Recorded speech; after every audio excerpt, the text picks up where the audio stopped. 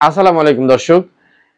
বাংলাদেশের বাজারে যখন কোনো পণ্যের দাম বাড়ে তখন আমরা বলি যে বিশ্ব বাজারে বেড়েছে তাই বাংলাদেশেও বেড়েছে, এটা স্বাভাবিক। কিন্তু বিশ্ব বাজারে যখন কমে যায় তখন কিন্তু বাংলাদেশে আর কমে না কিংবা কমার কোনো খোঁজ খবরও থাকে না।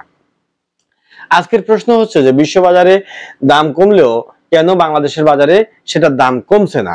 বিশ্ব বাজারে নিত্যপণ্যের দাম বাড়লে বাংলাদেশে বাড়ে, এটা স্বাভাবিক। কিন্তু বিশ্ব বাজারে দাম কমলেও বাংলাদেশের বাজারে খুব একটা হেরফের হয় না কিংবা সে দামের খুব একটা প্রভাব পড়ে না, এটাই আজকের বাস্তবতা।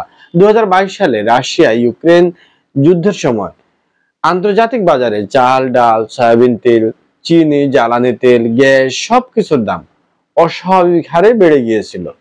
অথচ গত 2 বছরে এইসব পণ্যের দাম বিশ্ববাজারে প্রায় অর্ধেকে নেমে এসেছে। উদাহরণ হিসেবে আমরা যদি বলি যে থাইল্যান্ডে গত যে 5% ভাঙা চালের দাম গত বছরে $616 বিক্রি হয়েছিল, সেটা এখন $381 বিক্রি হচ্ছে, তার মানে 38% কমেছে। কিন্তু বাংলাদেশে দেখেন এখানে চালের দাম বরং বেড়েছে। গত জুন পর্যন্ত বাংলাদেশে 14 লাখ টন চাল আমদানি হয়েছে, তবুও ঢাকার বাজারে মোট চাল এখন কেজি প্রতি 55 থেকে 60 টাকা। এখান প্রশ্ন, কেন বিশ্ববাজারের সঙ্গে তাল মিলিয়ে আমাদের বাজারে দাম কমে না?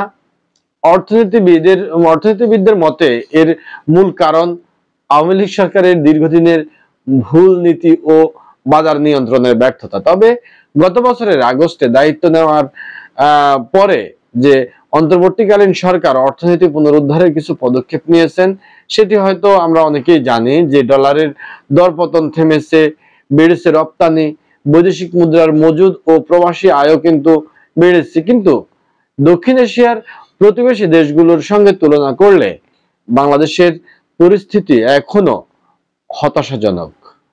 শ্রীলঙ্কা মূল্যস্ফীতি এখন ঋণাত্মক, অর্থাৎ আগের চেয়ে দাম কম। পাকিস্তান, যে দেশে 1 বছর আগে মূল্যস্ফীতি 35% ছাড়িয়েছিল, সেখানে তা নেমে এসেছে 4%। ভারতে এখন 1.55%, নেপালে 2.72%। অথচ বাংলাদেশে জুলাই মাসে মূল্যস্ফীতি ছিল 8.5%-এর বেশি। অর্থনীতিবিদদের মতে এটি ভিন্ন ভিন্ন কারণ হয়, তবে অর্থনীতিবিদ সেলিম রায়হান বলেছেন যে বাংলাদেশে মূল্যস্ফীতি যে হারে কমেছে তাতে আত্মতৃপ্তির কোনো সুযোগ নেই। তার ভাষায়, আগে 100 টাকায় যে পণ্য পাওয়া যেত এখন সেই একই পণ্য কিনতে লাগছে 108 টাকা 50 পয়সা। কিন্তু মানুষের আয় তো সে হারে বাড়েনি, বরং বেকারত্ব বেড়েছে। অতএব অর্থনীতির প্রবৃদ্ধি বা বৈদেশিক মুদ্রার রিজার্ভ যতই বাড়ুক, সাধারণ মানুষের কাছে সবচেয়ে বড় প্রশ্ন হলো বাজারে নিত্যপণ্যের দাম কবে কমবে। এক্ষেত্রে সরকারের সামনে দুটি বড় করণীয় রয়েছে। সরকারি চ্যানেলে সাশ্রয়ী দামে খাদ্য সরবরাহ বাড়ানো, বাজারে তদারকিতে জোরদার করা, সিন্ডিকেট ভেঙে দেওয়া। বহু বছর ধরে বাজারে সিন্ডিকেটের দৌরাত্ম্য চলছে, কিন্তু রাজনৈতিক ও ব্যবসায়িক স্বার্থে কোনো সরকারই তাতে হাত দেয়নি।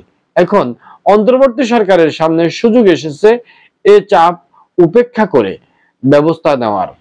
যদি তারা তা করতে পারে তাহলে শ্রীলঙ্কার মতো ঋণাত্মক মূল্যস্ফীতি না হোক, অন্তত সহনীয় মাত্রায় দাম কমানো সম্ভব হবে। কারণ দিনের শেষে মানুষ চায় স্বস্তির বাজার, নিত্যপণ্যের নাগাল পাওয়া দামের নিশ্চয়তা। অর্থনীতির জন্য অর্জন তখনই অর্থবহ হবে যখন বাজারে গিয়ে মানুষ দেখবে দাম সত্যি কমেছে এবং তার আয়ের সাথে তার ব্যয়ের একটি সংযোগ স্থাপিত হয়েছে। আমরা চাই অতি দ্রুত বাজার স্বাভাবিক হোক এবং জনমনে স্বস্তি ফিরুক। আমরা সেই প্রত্যাশায় আগামীর দিন কামনা করছি। সকলের সমৃদ্ধিময় জীবন কামনা করে আজকে শেষ করছি। আল্লাহ হাফেজ।